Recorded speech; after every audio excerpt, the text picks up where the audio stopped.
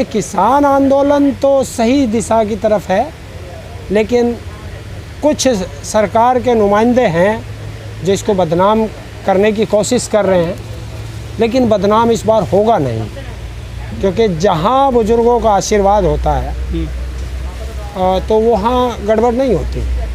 अगर ये युवाओं के हाथ में होता तो युवा अब तक तोड़फोड़ कर देते। तो इसलिए आंदोलन शांति प्रिय है, क्योंकि आंदोलन में 3 तरह के लोग हैं। एक गांधी जी की सोच के हैं, एक भगत सिंह जी की सोच के हैं, और एक उधम सिंह जी की सोच के हैं। तो इसलिए भगत सिंह और उधम सिंह की सोच वो शांत है, गांधीवादी चले हुए हैं, बाकी उनके पीछे चल रहे हैं। सर, जिस तरह से तापमान बढ़ रहा है मौसम में, उसी हिसाब से हम देख रहे हैं तो जो किसानों के जो कैंप हैं उनमें काफ़ी ठंडापन दिखाई दे रहा है, लोग बहुत कम हो गए हैं। नहीं, देखिए, अभी जहाँ आप हैं ना, ये उत्तर प्रदेश और उत्तराखंड का मोर्चा है, और आप देख रहे होंगे उत्तर प्रदेश में गन्ने की खेती होती है। इस समय गन्ने की कटाई भी है, गन्ने की बुआई भी है, गेहूं की कटाई भी है, और चुनाव भी है। त्रिस्तरीय पंचायत चुनाव भी चल रहा है। हरेंद्र जी, 2 तारीख के बाद, 2 मई के बाद फिर देखना यहाँ वही गर्मी दिखाई देगी जो पहले दिखाई देती थी। हम किसानों से बात करते हैं तो वो कहते हैं कि 2 मई के बाद कुछ बड़ा होगा। क्या होएगा ऐसा मतलब? देखिए, 2 मई के बाद जो वो संसद की तरफ कूच करने का है, अच्छा, बस उसकी डेट आना बाकी है। 2 मई को रिजल्ट भी आएंगे 5 राज्यों के चुनाव के। हाँ, वो उनके 5 राज्यों के भी आएंगे। इधर त्रिस्तरीय पंचायत चुनाव का भी जो यहाँ चल रहा है यूपी में, इसका भी रिजल्ट 2 तारीख को ही है। और उन रिजल्ट के बाद सरकार में भी हलचल मचेगी, ये भी कन्फर्म है।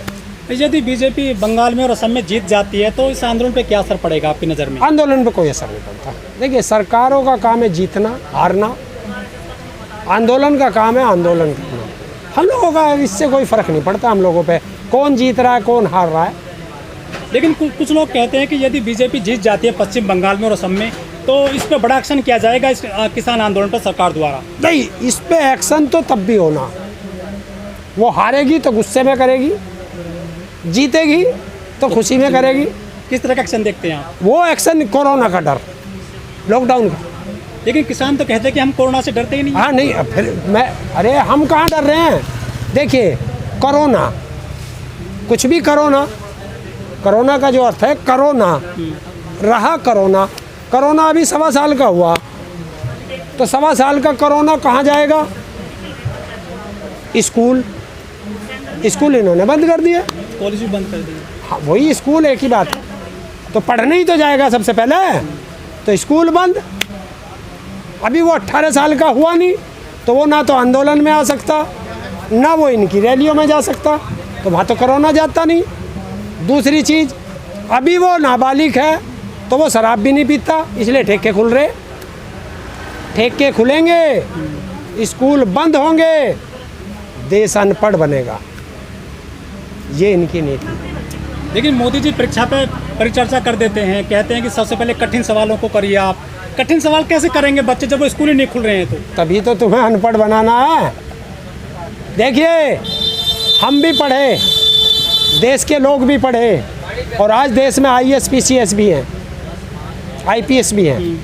आप किसी से सवाल कर लो कि आपको पेपर दिया जाएगा, आप सबसे पहले कौन सा सवाल करेंगे?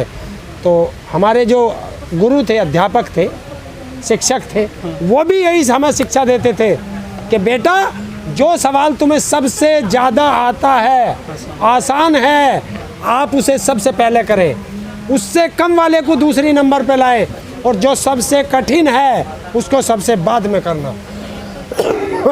लेकिन एक देश का अनपढ़ प्रधानमंत्री, जिसकी डिग्री का पता नहीं, वो हमें उल्टा ज्ञान देता है। और उल्टा ज्ञान देने का मतलब है कि बच्चों को अनपढ़ बनाना, क्योंकि जब वो कठिन सवाल में लग जाएगा, वो उसे कर नहीं पाएगा, उसी में अड़जा रहेगा, समय समाप्त हो जाएगा और वो बच्चा फेल हो जाएगा। अच्छा, ये जो बयान आया है मोदी जी का परीक्षा पर, कई लोगों ने इसकी आलोचना भी की है, जो शिक्षाविद हैं, कि गलत मैसेज गया है बच्चों का। देखिए, बच्चों पर हर व्यक्ति हर काम नहीं कर सकता, और ये हर काम को अपने नाम लिखना चाहता है, हर काम को। हमारे भारत के अंदर एक सबसे बड़ा आईएएस ऑफिसर हुआ है उत्तर प्रदेश में, सबसे ज़्यादा पढ़ा लिखा है वो, उसका नाम ऐसा ही है। सूर्य प्रताप हैं? सूर्य प्रताप सिंह। सूर्य प्रताप सिंह ही है शायद, नहीं सूर्य प्रताप नहीं, कुछ और, हाँ प्रताप है वैसे कुछ, वो हुए हैं, वो रोज़ लिखते हैं। तो जो मतलब सबसे ज़्यादा डिग्री है उस पर, उसने भी आलोचना की है। तो ये तो पढ़े लिखे लोग हैं, क्योंकि देश को आईएएस आईपीएस पीसीएस चलाते हैं। लेकिन मोदी जी तो प्राइवेट कंपनियों से ले लेते हैं आईएएस पीसीएस अपने यहाँ पर। वो कहाँ से लेगा, वो तो खुद ही उनका गुलाम है, और गुलाम हमेशा अपने मालिक की भाषा बोलता है। मोदी जी ने जिस तरह से परीक्षा पे अपना बयान दिया है, परिचर्चा करी है, जो बेरोजगार युवक हैं, जो जिनको नौकरी नहीं मिली है, कभी उन पर चर्चा नहीं करती। अब नौकरी तो मिलेंगी नहीं, हिंदुस्तान में नौकरियां तो खत्म, अब नौकरी की क्या बात करते हो आप भाई? जब सारे संस्थान अगला बेच चुका है, प्राइवेट में दे चुका है, तो आप नौकरी क्यों मांग रहे हैं?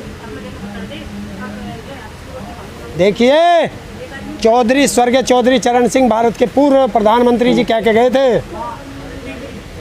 अगर सड़कें सूनी हो गई तो संसद आवारा हो जाती है। तो सड़कें सूनी हो गई थी, आंदोलन नहीं हो रहे थे, तो संसद आवारा हो गई, जो मर्जी आ रही वो बिल पास कर रही है। देश में टीके खत्म हो गए हैं कोरोना के, उसके बावजूद जो सरकार है, केंद्र सरकार है, वो कह रही है टीका उत्सव मनाएगी। अंधेर नगरी चौपट राजा, टके से राजा टके से खाजा, होगा कुछ नहीं, उत्सव मना लो। आपदा को अवसर तो ये मानते ही हैं। देखिए, जब जब देश में आपदा आती है, नेताओं के लिए, अधिकारियों के लिए वो अवसर होता है, और उस अवसर का ये फ़ायदा उठा रहे हैं। पिछली बार इन्होंने 20 लाख करोड़ का पैकेज दिया। हिंदुस्तान का एक आदमी बता दे जिसे उस 20 लाख करोड़ में से 1 रुपया भी मिला हो, बताए? पीएम केयर फंड का ही पता नहीं। अरे यार, पीएम केयर फंड तो वो तो झोला है उसका, उसने कहा नहीं था कि झोला उठा के चल दूंगा, वही तो जाएगा उसमें। लेकिन ताऊ आप कह रहे हैं 20 लाख करोड़ का पता ही नहीं चला, अंधभक्तों को तो तमाम पैसे मिले हैं, आपको नहीं मिले क्या? देखिए, वो अंधभक्त क्या हैं, उनको तो मैं आपको एक ऐसा भी शब्द बता दूंगा। आप नहीं अंधभक्त? नहीं, मैं किसी का अंधभक्त नहीं हूँ। मैं आपको ऐसा भी शब्द बता दूंगा, अच्छा लगे तो चला लेना, और अगर वो इसके माध्यम से ना आए, जो इसकी गाइडलाइन है, तो उसे काट देना। एक अंधभक्त ने तो मुझे ये फ़ोन करके कहा कि मोदी जो करता है वो सही करता है, अगर हमें अपनी माँ को भी उसको देना पड़ा तो मैं उसकी अपनी माँ को भी उसको दे दूंगा। ऐसे ऐसे अंधभक्त समर्पित लोग हैं। ये समर्पित नहीं होते, ये समर्पित नहीं होते हैं। मानसिकपन दिवालिया, दिवालिया, मानसिक दिवालिया हो चुके हैं ऐसे लोग।